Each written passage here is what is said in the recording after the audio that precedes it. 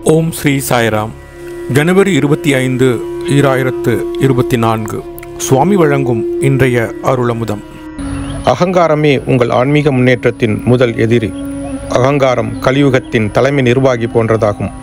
அகங்காரமும் அதனுடன் கூடிய தீமைகளும் தான் இன்றைய உலகை ஆட்டி படைக்கின்றன. பேராசை, வெறுப்பு எனும் கொடுமைகளையும் அகங்காரம் உருவாக்குகிறது. மடாதிபதிகளும் பீடாதிபதிகளும் கூட அகங்காரத்தால் பீடிக்கப்பட்டு பிற மடங்கள் மற்றும் நிறுவனங்களுடன் போட்டி போட்டு சச்சரவில் ஈடுபடுகிறார்கள். அவர்களில் சிலர் குறிப்பாக கேமராவுக்கு முன்பாக ஆன்மீக வெளிப்புற சின்னங்களை மிகவும் படாடோபமாக அணிந்து காட்சியளிக்கின்றனர்.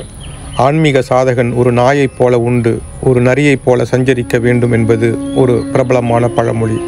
அதாவது, எது கிடைக்கிறதோ அதில் திருப்தி அடைந்து எங்கு முடிகிறதோ அங்கு இளைப்பாற வேண்டும் என்பதே அதன் பொருள். மனிதன் இறைவனது கரங்களில் உள்ள ஒரு கருவியே அன்றி வேறில்லை.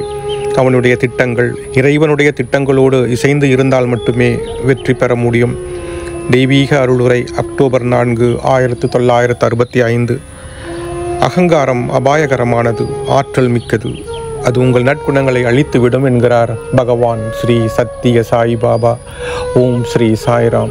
ஓம் ஸ்ரீ சாய்ராம். ஓம் ஸ்ரீ சாய்ராம்.